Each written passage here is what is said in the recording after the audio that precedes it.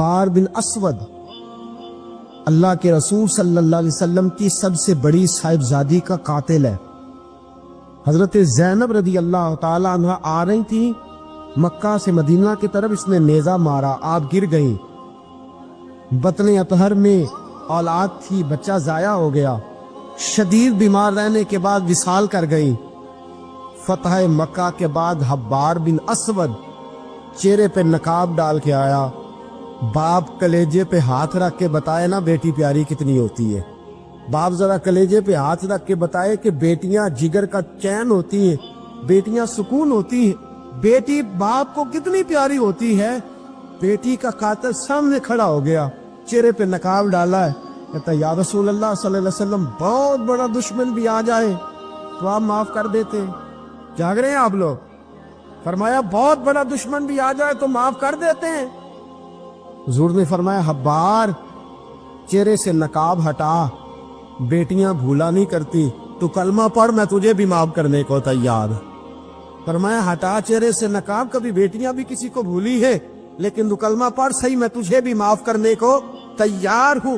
اگر اتنا بڑا قاتل معاف ہو سکتا ہے تو چچا کیوں نہیں معاف ہو سکتا؟ تائے کو معافی کیوں نہیں مل سکتی؟ ماما جی کو معافی کیوں نہیں مل سکتی؟ سسر کے ساتھ سلوک کیوں نہیں ہو سکتا؟ آپ اپنے برادر نسبتی کے ساتھ محبت کیوں نہیں کر سکتے؟ کیوں ان ساری محبتوں کو فروغ دیا کیوں نہیں جا سکتا؟ اگر قاتل کے ساتھ ظالم کے ساتھ صلح ہو سکتی ہے، اگر ابو جہل کا بیٹا اکربا کلمہ پڑھنے آئے اور میرے رسول منبر پہ کھڑے ہو کے استقبال فرمائیں اور صحابہ کہیں یا رسول اللہ وہ تو کافر اور دشمن کا بیٹا ہے، فرمایا پہلے دشمن کا بیٹا تھا، آج تو مومن بن کے کلمہ پڑھنے آیا۔ وہ پہلے کی بات ہے، استقبال کیا جا رہا ہے۔ عزیز دوستو، تیسری بات یہ ہے کہ معاف کریں، اور چوتھی بات یہ ہے جب کوئی معافی مانگنے آ جائے نا پھر اس کو معاف بھی کر دے۔ جڑے گا معاملہ تب بھی، معافی دیں بھی اور معاف جی بڑا مشکل معاملہ ہے۔ لڑائی ہو گئی، جھگڑا ہو گیا، اچھا پہلے کئی دفعہ سلام لے لیتے ہیں، ہمارا ماحول بڑا جی پہلے سلام دعا ہو جاتی ہے، لیکن بیٹے کی شادی کا کارڈ بھیج دیا تو کارڈ واپس کر دیا، میں نے منگنی کہیں سدیا تو میں نہیں آؤں۔ واہ جی واہ، بھائی منگنی پہ آپ کا آنا کچھ ضروری تھوڑا تھا، جب گھر والے کا دل کرے بلائے۔ پھر وہ ساری برادری کو لے کے دروازے پہ گیا، پر پھوپھی کہتی ہے میں آتی ہی نہیں، ماما جی کہتے ہیں تو جو مرضی کر لے، یہی تو موقع آیا ہے۔ حدیث سناؤں، اتنے سخت لفظ، اتنے سخت، رحمت للعالمین رسول اتنے ناراض نظر آتے ہیں۔ حضور نے فرمایا ترغیب و ترہیب میں حافظ منذری رحمت اللہ علیہ حدیث لائے، رسول رحمت صلی اللہ علیہ وسلم نے فرمایا جس سے اس کا بھائی معافی مانگنے آیا اور اس نے معاف نہ کیا، جس سے اس کا عزیز، اس کا دوست، اس کا رشتہ دار، اس کا مومن بھائی معافی مانگنے آیا اور اس نے معاف نہ کیا، فرمایا اگر معاف نہیں نہ کرنا تو میرے حوض کوثر پہ نہ آئے، میں جام نہیں پلاؤں گا۔ حوض کوثر پہ بالکل نہ آئے، مجھ سے جام کا مطالبہ نہ کرے، سخت گرمی کے ماحول میں میں نہیں جام پلاتا، اگر مجھ سے جام لینا ہے میرے ہاتھوں سے تو جب بھی کوئی معافی مانگنے آئے فوراً معاف کر دیا کرو، جب بھی کوئی۔ اور معافی بندے کے لیے نہیں دینی، اللہ کی رضا کے لیے دے دی۔ بندے میں تو کوتاہیاں موجود رہیں گی، بندے میں تو غلطیاں موجود رہیں گی۔ آج اختلافات ہیں رشتہ داروں میں، اتنے اختلافات کے سال فوتگی ہو گئی، ایک شخص فوت ہو گیا جو کسی کا نانا ہے، کسی کا نانا لگتا ہے، کسی کا دادا لگتا ہے، کسی کا ماما لگتا ہے، کسی کا چچا لگتا ہے، کسی کا پھپھا لگتا ہے، لیکن لڑائیاں ہی بڑی ہیں۔ بیچارہ فوت بھی ہو گیا، انتقال ہی کر گیا، اب بھی جناب آتے ہیں تو سیدھے جنازہ گاہ، اس کے لیے نہیں، لوگوں کو دکھانے کے لیے جنازہ گاہ آئے، جنازہ پڑا اور لوٹ گئے۔ بھئی اتنی نفرت کے مرنے والا ماری گیا اور ہم ابھی تک درگزر کرنے کو تیار نہیں۔ میرے رسول کریم صلی اللہ تعالی وسلم نے فرمایا اگر تو چاہتا ہے کہ تیری عمر بھی زیادہ ہو اور تیرا رزق بھی زیادہ ہو تو اپنے رشتہ داروں سے اچھا سلوک کر، اللہ دونوں چیزوں میں برکتیں پیدا فرما دے گا۔ کن سے اچھا سلوک کر جی؟ یہ نہیں فرمایا وہ بھی جواب میں اچھا ہی کرے تو تب ہے۔ سب سے افضل صدقہ کون سا ہے؟ غریب کو دینا، مسکین کو دینا، یتیم کو دینا، مدرسے کو دینا، مسجد کو دینا، سب سے افضل صدقہ۔ اچھا یہ حدیث آپ نے پتا کیا کرنا جو میں سنانے لگا ہوں، یہ گھر جانا ہے، اس کو لکھ لینا ہے اور اس کو نہ پڑھنا ہے کبھی کبھی کھول کے کہ یہ کیا جملے ہیں حضور سید عالم کے، محبوب پاک کے یہ کیسے عجیب حضور نے فکرے اور کس انداز میں سمجھا دیا، کتنی خیر ڈیل دی اپنے غلاموں کے دلوں میں۔ حضور نے فرمایا غلاموں پتہ ہے سب سے افضل صدقہ کون سا ہے؟ ایک صحابی کہنے لگے حضور یتیم کو دینا، فرمایا نہیں۔ سب سے افضل صدقہ کون سا ہے یا رسول اللہ؟ مسکین کو دینا، فرمایا نہیں۔ سب سے افضل صدقہ حضور مسافر کو دینا، فرمایا نہیں۔ سب سے افضل صدقہ یا رسول اللہ مجاہدین اسلام کو دینا، فرمایا نہیں۔ حضور پھر بڑی قابل غور حدیث، جاگیے گا ذرا آنکھ کھولیے گا، ذرا ٹیڑھ چھوڑیے گا، ذرا عجیب انداز دیکھیے گا میرے ماں بھئی حدیث میں فکرے کیسے بیان فرمائے۔ رسول پاک نے فرمایا تیرا رشتہ دار ہو، سب سے افضل صدقہ کیا ہے؟ تیرا، بولیے یار، تیرا رشتہ دار ہو اور غریب ہو، حقدار ہو۔ اور اگلے لفظ بڑے عجیب ہیں، تیرا رشتہ دار ہو، غریب ہو اور تجھ سے ناراض ہو۔ کیسی بات ہے؟ فرمایا تیرا رشتہ دار ہو، غریب ہو اور تجھ سے ناراض ہو، فرمایا کسی بھی طریقے اس کے گھر صدقہ پہنچا دے، سب سے افضل صدقہ کرنے کا ثواب لکھا جائے گا۔ سب سے افضل صدقہ، تیرا رشتہ دار بھی ہو، ضرورت مند بھی ہو اور تجھ سے، سبحان اللہ۔ ہمارا تو حال یہ ہے کہ اس کو کسی طرف سے آتا بھی ہو تو ہم روک دیتے، کہتے نہیں ایڈا تگڑا کام کر رہے ہیں تسی اینو کالی دیندے ہو، یہ چار منڈے نے کما کے کھان ہو، صاحب اس کو کیا بھائی؟ فرمایا تیرا رشتہ دار ہو، حقدار ہو، ضرورت مند ہو، شرط یہ بھی لگا دی کہ ساتھ تجھ سے ناراض بھی رہتا ہو، اس کو تو صدقہ دے گا تو اللہ تجھے سب سے افضل صدقہ کرنے کا ثواب عطا۔ تو توڑنے والوں نہ بنو، جوڑنے والے بنو، جوڑ جاؤ۔ محبوب پاک سید عالم صلی اللہ تعالی علیہ وسلم نے فرمایا لا يدخل الجنت قاطع، فرمایا جو رشتے توڑنے والا ہے جنت میں نہیں جائے گا، جو رشتے توڑنے والا ہے وہ جنت میں نہیں جائے گا۔ الذین ینقضون عہد اللہ من بعد میثاقہ ویقطعون ما امر اللہ بہ ان یوصل ویفسدون فی الارض، فرمایا جو رشتے توڑے گا وہ تو زمین میں فساد برپا کر دے گا، وہ زمین میں اولئک هم الخاسرون، یہ وہ لوگ ہیں دنیا میں بھی نقصان اٹھائیں گے اور آخرت میں بھی نقصان اٹھائیں گے رشتہ داریاں جوڑنے۔ اور یہ نہیں فرمایا کہ وہ تجھ سے اچھا سلوک کرے تب ہی ہے، سامنے والا بھی سیاںا ہی ہو تو تب ہے، تو نے اس کے لیے اس نے سلوک نہیں کرنا، تو نے تو اپنے اللہ رسول کو راضی کرنے کے لیے اس نے سلوک کرنا ہے، اس کے لیے تھوڑی کرنا ہے۔ سل من قطع کا لفظ کیا ہے؟ اور میں آپ کو ذاتی بات بتاتا ہوں، ایک آدھ دفعہ یہ تجربہ کر کے دیکھا، اس میں خیر ہی بڑی ہے۔ فرمایا سل من قطع کا، حضور نے فرمایا اس کے ساتھ جوڑ جو تیرے ساتھ توڑتا ہے، اس کے ساتھ جوڑ جو تیرے ساتھ توڑتا ہے نا، نفرت کرتا اس سے پیار کر، اور جو تجھے اذیت دیتا اس کی خدمت کر، اور جو تیرے ساتھ زیادتی کرتا ہے تو اس سے محبت کر۔ اصل پیار تو یہ ہے، جوڑنے والے سے تو سارے جوڑ لیتے ہیں، محبت کرنے والے سے تو سارے محبت کر لیتے ہیں۔ فرمایا سل من قطع کا، اس کے ساتھ جوڑ جو تیرے ساتھ توڑے، جو نفرت کرے اس سے پیار کر، پھر تیرے ضعف کا پتہ چلے گا، پھر تیرے حوصلے کا پتہ چلے گا، پھر تیری دلیری سمجھ میں آئے گی۔ تو دوستو جوڑنے والے بن جائیں، پیار کرنے والے بن جائیں، نفرتیں نہیں محبتوں کو فروغ دیں۔ اگر یہی کام ہوتا، میں کہا کرتا ہوں اگر دولت بڑی پیاری ہوتی نا تو سب سے زیادہ سیدہ فاطمہ کے گھر ہوتی، اگر یہ کوئی بہت اعلیٰ چیز ہوتی تو یہ تو وہ والا کرانا ہے کہ 3 دن چولہا نہیں جلا۔ اور کنز المال میں وہ لفظ موجود ہے کہ حضرت ابو ہریرہ فرماتے ہیں کہ اونٹ کے بالوں کی بنی ہوئی چادر سیدہ فاطمہ نے اوڑھی ہوئی تھی، اونٹ کے بالوں کی بنی ہوئی چادر، اور وہ چکی پیس رہی تھی، چکی چلا رہی۔ کہتے حضور نے دیکھا تو نبی پاک کی آنکھوں میں آنسو ضرور آئے، اور پتہ محبوب نے کیا فرمایا؟ یہ کنز المال میں موجود ہے۔ محبوب فرمانے لگے شہزادی دنیا میں تھوڑی سی تکلیف برداشت کرو، آخرت کی ساری عزت اللہ تمہیں ہی عطا فرما۔ سبحان اللہ۔ یہ تھوڑی دشواری ہے، یہاں ہر بندے کی بیٹی دکھی نہیں، جس کو بھی پوچھ لیں دکھی ہے، جس سے بھی پوچھ لیں حضرت جی دعا کرنا، پیر صاحب دعا کرنا، مفتی صاحب دعا کرنا، بزرگ کو دعا کرنا، کیوں جی بیٹی بڑی تکلیف میں، کیوں جی کہتے سسرال والے کام بڑا کراتے ہیں، چکی پیستی ہے، لیپا پوتی کرتی ہے، اس کے ہاتھوں میں چھالے پڑ جاتے ہیں۔ ایسا ہوتا ہے کہ ستو کبھی آ جائے تو پھر سارا دن ان ستوؤں پہ ہی گزر جائے، کبھی ایسا ہوتا ہے کہ 3 دن روزے رکھے جائیں اور ایک کھجور اور ایک پانی ملے افطار سحر کے وقت، یوں بھی کبھی وقت گزارا ہے۔ اور میرے عزیزوں یاد رکھنا، ہم نے جو مزاج اختیار کر لیا ہے نا اس وقت، یہ جو پوری دنیا میں گاڑیاں بھاگ رہی ہیں، ملک سے باہر لوگ جا رہے ہیں، دولتیں جمع ہو رہی ہیں، یہ ضروریات کا رٹا نہیں، یہ ضروریات نہیں، یہ خواہشات ہیں۔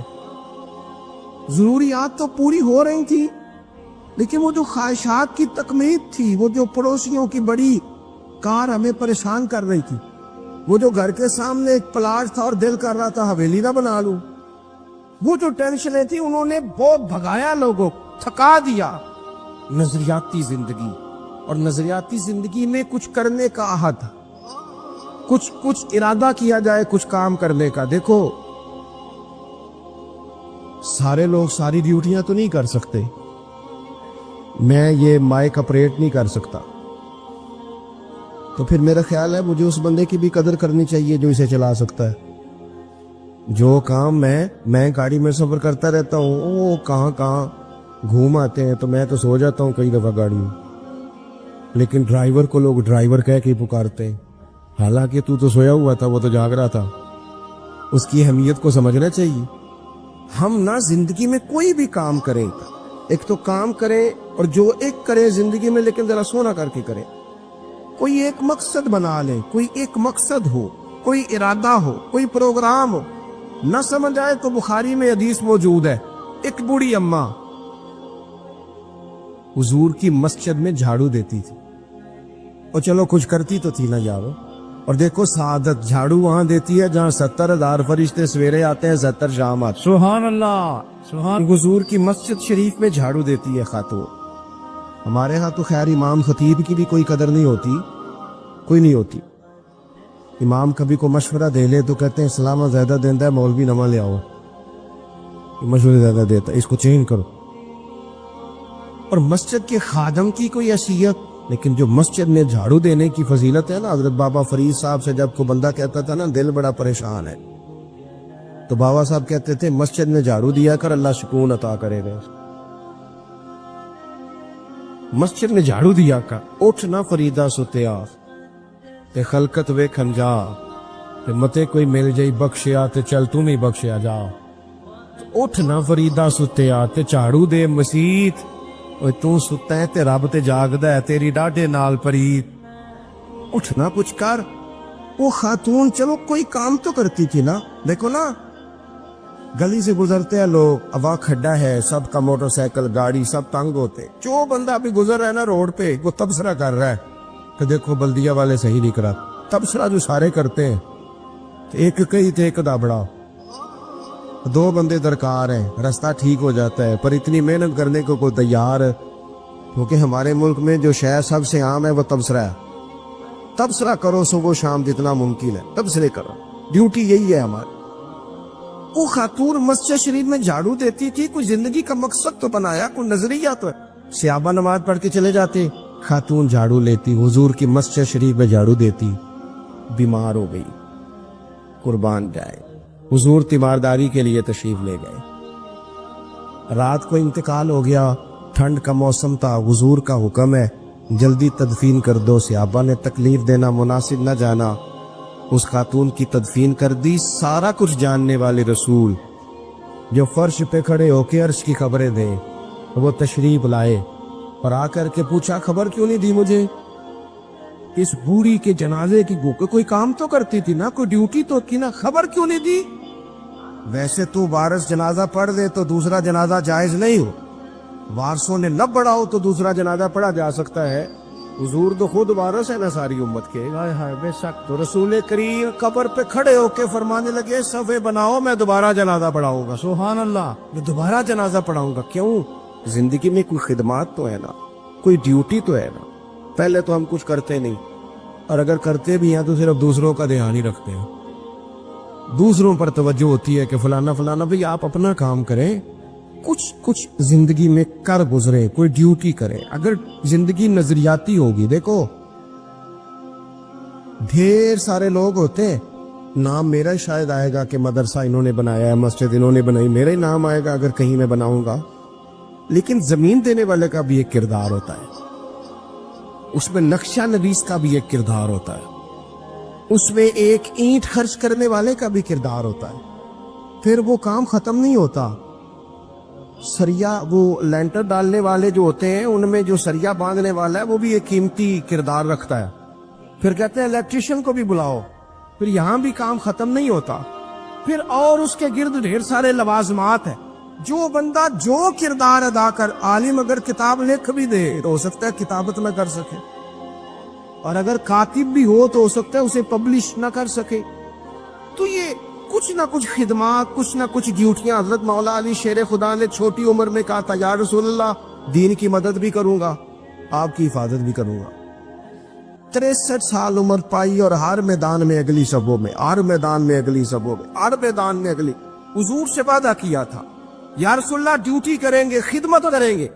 हमारे यहाँ यहाँ तो मनसूबाबंदी हो रही है। इमाम गजाली से आके किसी ने कहा हुजूर को बंदा मुखलिस मिलता ही नहीं, ये भी गलत हो गया, वो भी गलत हो गया। तो इमाम साहब फरमाने लगे, चल तू ही मुखलिस हो जा, तेरी शक्ल में तो कुछ लोगों को मुखलिस बंदा मिल जाए, तो कुछ कर तो सही ना, सिर्फ तबसरे। हजरत मौला कायनात ने उम्र मुबारक सारी दीन की खिदमत में लगाई। तो जब 63 साल की उम्र में खंजर लगाना, तो लोग तो कहते हैं ना, मेरे पुत्र का ध्यान रखना और मेरे बच्चों का ख्याल करना और फलानी ड्यूटी करना। तो जब खंजर लगा तो हजरत अली क्या कह रहे थे? फरमा रहे थे, मुझे काबे के रब की कसम, अली तो कामयाब हो गया है। ये देखो पानी परन सहेलियां तिरंगा रंग खड़े ते परया ते उसता जानिए ना जिसदा तोड़ चढ़े। फरमाया देखो मैंने कोई इरादा किया था, आज मैं कामयाब हुआ। तो नजरियाती जिंदगी होती है ना, नजरियाती। फिर बंदा थोड़ी सी तकलीफ भी सह लेता है। कोई काम कर रहा है ना बंदा, सही बुखारी में हदीस है, एक खातून ने आके अर्ज किया था, या रसूल अल्लाह सल्लल्लाहु अलैहि वसल्लम, मुझे मिर्गी का मर्ज है, बड़ी तकलीफ में हूं। अल्लाह के महबूब अलैहिस्सलाम सब के लिए दुआ करते, बल्कि हुजूर तो दस्ते शिफा फेरते तो अल्लाह करम फरमा देता। लेकिन नबी पाक सल्लल्लाहु अलैहि वसल्लम की खिदमत में अर्ज की, या रसूल अल्लाह सल्लल्लाहु अलैहि वसल्लम, मिर्गी है। तो आज हुजूर ने अनोखी बात की। वो पीछे साहबजादा बशीर साहब तशरीफ लाए, आगे तशरीफ ले आए। नबी पाक सल्लल्लाहु अलैहि वसल्लम ने ना जी आज नजरिया समझाया। तवज्जो है आप दोस्तों की मेरी बात पर। हुजूर फरमाने लगे, अगर तू कहे तो मैं दुआ करता हूं, अल्लाह शिफा दे देगा, और अगर तू करे सबर। माना क्या है? मिर्गी के साथ ही गुजारा करे। अगर करे सबर तो फिर मेरा वादा है रब जन्नत अता करेगा। वैसे हम पीर साहब के पास, सैयद साहब के पास, बुजुर्गों के पास जाएं, पीर साहब हमें कहे कि गोडा ठीक कराना है दर्द के, या जन्नत चाहिए, साडा की जवाब है, गोडे का कुछ करो ना जी, इस फोन नहीं देना, यही जवाब है ना। लेकिन नजरियाती लोग नजरियाती होते हैं। नबी पाक सल्लल्लाहु अलैहि वसल्लम ने फरमाया कि तू बता, अगर तू कहे तो दुआ करता हूं अल्लाह शिफा दे देगा, और अगर सब्र करे तो फिर तेरे लिए जन्नत है। उस खातून ने एक मिनट नहीं लगाया सोचने पे, ये नजरियाती लोग होते हैं। अर्ज की, या रसूल अल्लाह आप दुआ कर दे, रब मुझे जन्नत ही अता करे। सुभान अल्लाह। क्या मतलब कि मैं गुजारा कर लूंगी मिर्गी के साथ, सब्र कर लूं, मुझे अल्लाह जन्नत दे। हुजूर ने दुआ कर दी। खातून अर्ज करने लगी, हुजूर जब मिर्गी होती है तो जिससे उससे कपड़ा हट जाता है, हया आती है, खातून हूँ, औरत हूँ, तकलीफ महसूस करती हूँ। महबूब ने दुआ कर दी। सहाबा कहते हैं जितनी भी मिर्गी होती थी उसके कपड़े नहीं जिस्म से हटते थे, जितनी मर्जी भी हो, कपड़ा कायम रहता था। देर तक वो बूढ़ी अम्मा जिंदा रही। خواتین ایک دوسرے سے کہا کرتی تھی کسی نے جنتی دیکھنی ہے تو اس بی بی کو دیکھو، اسے دنیا میں حضور نے جنت کی بشارت۔ نظریہ ہوتا ہے، نظریہ۔ ویسے آنا جانا، تصویریں بنانا، گھومنا پھرنا، پلاننگ کرنا چلتا رہتا ہے، لیکن جو نظریاتی لوگ ہوتے ہیں انہیں ذرا تھکاوٹ بھی تھوڑی ہوتی ہے۔ نظریے کے لیے کام کر رہے ہیں نا، وہ بھاگتے ہیں، ان کا بھاگنا انہیں تھکاتا نہیں۔ جب آپ نظریاتی ہیں تو صبح قیامت پہ نظریاتی اور غیر نظریاتی لوگوں کا نتیجہ کیا ہے؟ یوم نحشر المتقین الی الرحمن وفدا۔ اللہ فرماتے ہیں یہ جو متقی ہوں گے نا، انہیں رب کی بارگاہ میں پیش کیا جائے گا قیامت میں، پر مہمان بنا کے پیش کیا جائے گا۔ ان کا میزبان رب ہوگا، چونکہ انہوں نے زندگی تقوی میں گزاری، محتاط وقت گزارا۔ وَنُسُوقُ الْمُجْرِمِينَ إِلَىٰ جَهَنَّمَ وِرْدًا۔ اور یہ جو مجرم ہیں جنہوں نے جرم کیے، من پسند زندگی گزاری، فرمایا انہیں پیاس سے ہانک کے دوزخ میں پھینک دیا جائے۔ پیاس سے ہانکے جائیں گے جہنم کی طرف۔ اپنی زندگی میں کچھ ارادہ کریں، دیکھیں دھوپ چھاؤں آئے گی۔ وہ ہمارے یہاں کچھ لوگ کہتے ہیں دوکھی بڑے ہیں جی، ہنسے کیسے؟ تو میں کہا کرتا ہوں کہ اتنی تکلیفیں کسی کو نہیں آئیں جتنی حضور کو آئی ہیں۔ پر آپ فرمان پڑھیں، حضرت حارث بن عبداللہ کہتے ہیں میں نے تو مدینے والے محبوب کو جب بھی دیکھا ہے مسکراتے دیکھا ہے۔ سارے کام 7 سال چلتے ہیں، لیکن اپنی زندگی میں کوئی مقصد ہونا۔ یہ جن بزرگوں کے ہم آراس میں آتے ہیں نا، انہوں نے کوئی مقصد حیات بنایا۔ یہ مت سمجھنا کہ ساری زندگی پھولوں پہ گزری، یہ اس وغیرہ یہ سارے کام بعد میں ہوتے ہیں۔ ورنہ ڈھیر سارے صوفیاء ایسے ہیں جنہوں نے روڑے کھا کے وقت گزارا، بڑے ٹھیک ٹھاک روڑے کھائے، بڑی تکلیفیں برداشت کی، اور ان کی اگر آپ تاریخ پڑھیں گے تو بڑا کچھ ان کے ساتھ کیا گیا، بڑے معاملات ہوئے۔ ایسا نہیں یہ شہادت گاہ الفت میں قدم رکھنا لوگ آسان سمجھتے ہیں مسلمان ہونا، یہ بڑا مشکل کام ہے، اس سے ہو کے گزرنا پڑتا ہے۔ لیکن ڈیوٹی کریں، کوئی کام کریں، کچھ اپنے ذمے لیں۔ یہ جو ہم وقت گزار رہے ہیں نا جی، آپ یہاں کو بیٹھے کہتے ٹائم پاس کر رہا ہوں، تو میں کہتا ہوں اتنا ٹائم کہاں سے آیا جو آپ کو پاس کرنا پڑا؟ بہت سارے لوگ کہتے ہیں کہ میں بور ہو رہا ہوں، تو میں کہتا ہوں یار بور ہونے کا ٹائم بھی تو ہونا چاہیے نا بندے کے پاس۔ آپ کے پاس ٹائم زیادہ ہے اس لیے بور ہو رہے ہیں، ہمیں تو ٹائم ہی نہیں ملتا بور ہونے کا۔ تو جب کوئی کام کرنا ہے آپ نے، جب آگے بڑھنا ہے، کچھ مقاصد حسنہ حاصل کرنے، کچھ امور خیر سر انجام دینے، پھر زندگی میں ان کو طے کریں اور ان پر کام شروع کر دیں۔ رکھا حضرت فاطمہ کی بھی 6 اولادیں با اختلاف روایات بیان کی گئی ہیں، 3 بیٹے تھے اور 3 بیٹیاں تھیں۔ 3 بیٹے تھے، امام حسن، امام حسین اور امام محسن۔ امام محسن کا جلدی انتقال ہو گیا چھوٹی عمر میں، اس لیے زیادہ تذکرہ نہیں۔ باقی 2 شہزادیاں بھی ذرا جلدی رخصت ہو گئی، جناب زینب موجود رہیں، کربلا تک گئی، اس لیے ان کا تذکرہ زیادہ کتابوں میں ملتا ہے۔ حضرت فاطمہ سب سے چھوٹی تھی، نبی پاک کے ساتھ وقت گزارا۔ قرآن مجید نے اس گھر کی محبت ہم پر فرض قرار دے دی۔ لا اسألکم علیہ اجرا الا المودۃ فی القربى، فرمایا محبوب ان سے کہہ دو کہ میں تبلیغ پر تم سے کوئی اجر نہیں مانگتا، ہاں میرے اہل بیت سے پیار کرتے رہنا، میرے گھر والوں سے پیار کرتے رہنا۔ اور حضور نے فرمایا الفاطمہ تو بدعۃ منی، فرمایا فاطمہ میرے جگر کا ٹکڑا ہے، جس نے میری بیٹی فاطمہ سے پیار کیا اس نے مجھ سے پیار کیا۔ اور یہ بخاری مسلم ہے، مشکات ہے، فرمایا جس نے میری بیٹی سے بغض رکھا اس نے مجھ سے بغض رکھا۔ کل نمازیں پڑھے نا، بالغ ہونے سے لے کر کل نمازیں، بالغ ہونے سے لے کر کل نمازیں پڑھے۔ لو بڑی بات کرنے لگا، اور بالغ ہونے سے لے کر کوئی نماز قضا نہ کرے، اور جب ہر سال بالغ ہونے کے بعد حج آئے تو حج بھی کرے، ہر سال رمضان آئے تو روزے بھی رکھے، ہر سال زکوٰۃ بھی دے، غریبوں کی مدد بھی کرے، میٹھا بھی بولے، خلوص بھی رکھے، رویے بھی ٹھیک رکھے، پر نبی پاک کے اہل بیت سے پیار نہ کرے، تو ان ساری نیکیوں کے باوجود جب مرے گا تو بے ایمان مرے گا، بے ایمان مرے گا، بے ایمان۔ اور اگر اہل بیت نبوت کے ایمان پر مرے گا تو من مات علی حب آل محمدن مات شہیدا۔ حضور نے فرمایا، امام رازی نے حدیث لکھی ہے، فرمایا جو میرے گھر والوں سے محبت کرتا ہوا مر گیا وہ سادی موت نہیں مرا، اللہ نے اسے شہادت کا درجہ عطا فرمایا ہے۔ تو سب سے پہلی بات یہ کہ حضرت فاطمہ سے، نبی پاک کے اہل بیت سے پیار کرنا، یہ ایمان کا حصہ ہے۔ یہ ضروری ہے.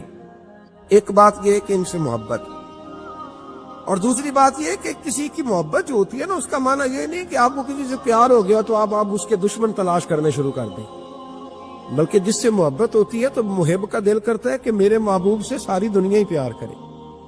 اب عجیب فلسفہ ہے نا لوگوں کا, اہل بیت سے پیار کرتے ہیں تو سب سے پہلے اہل بیت کا دشمن تلاش کرتے ہیں, اور سب سے پہلے اہل بیت کے دشمنوں پہ گفتگو کرتے ہیں. تو میں کہتا ہوں بڑے بیوقوف ہو, دشمن نہ تلاش کرو, غلام تلاش کرو, پیارے تلاش کرو ان کے. یہ غلط ہے تمہارا انداز فکر.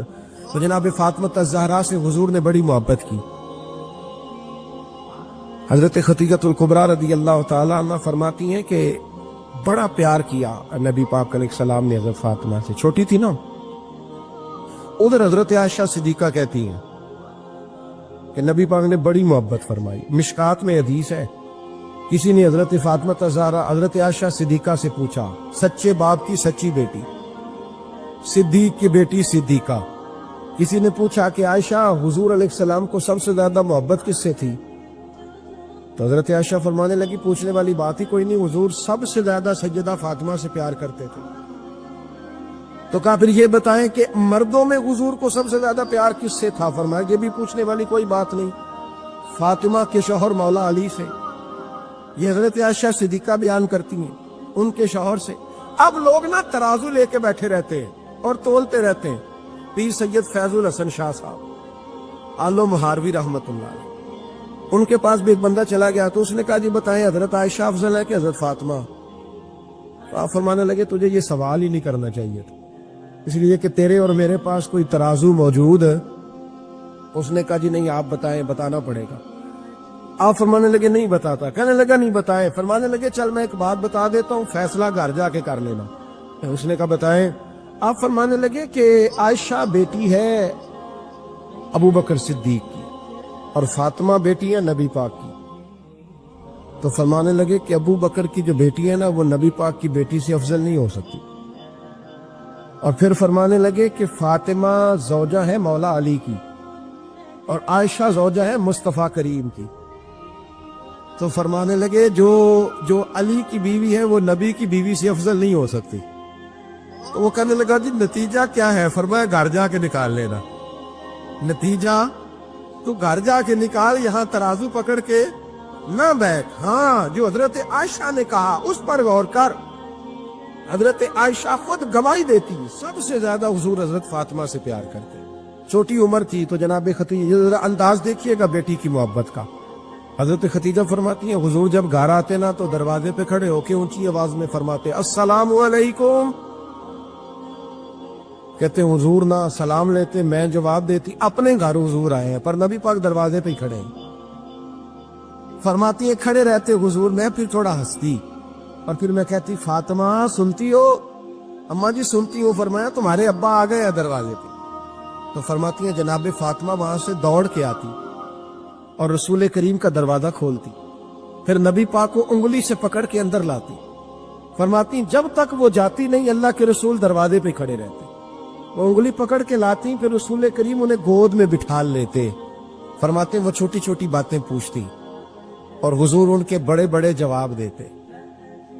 وہ چھوٹی چھوٹی باتیں, بچپن کی ایک بات لکھی ہے ہمارے محدثین نے. ایک دن چھوٹی عمر میں, بالکل چھوٹی عمر میں حضرت فاطمہ نے پوچھا یا رسول اللہ میں اپنے رب کو کب دیکھوں گی؟ اللہ اکبر, عمر چھوٹی اور بات بڑی کر دی. میں کب دیکھوں گی؟ تو حضور نے فرمایا فاطمہ بڑی جلدی.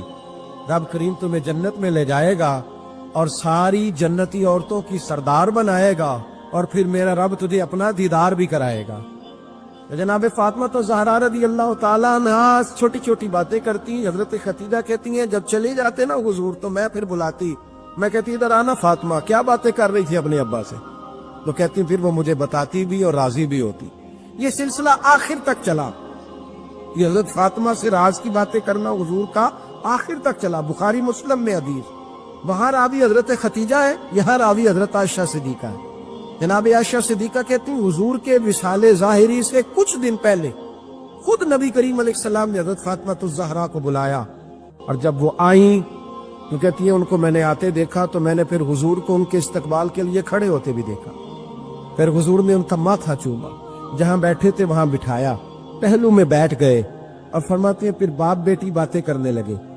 मैं कोई चीज बना रही थी तो जनाब आयशा कहती है मैंने देखा कि हुजूर ने उनके कान में कोई बात कही, तो जनाब फातिमा रोने लग गई। फिर हुजूर ने कान में कुछ कहा तो वो मुस्कुराने लगी। कहती है हुजूर वो बात करके तशरीफ ले गए, फातिमा भी बैठी थी, मैं आई, मैंने आके कहा कि फातिमा बताओ नबी करीम अलैहिस्सलाम ने आपसे क्या कहा, कभी हंसती थी कभी रोती थी, तो फरमाया हुजूर ने मना किया है, ये मेरा और मेरे नबी का राज है, मैं हुजूर की हयात ज़ाहिरा में ये बात किसी को बता नहीं सकती। फरमाती है कि फातिमा से तो मैंने पूछ लिया पर हुजूर से पूछने की तो जरूरत ही नहीं थी ना।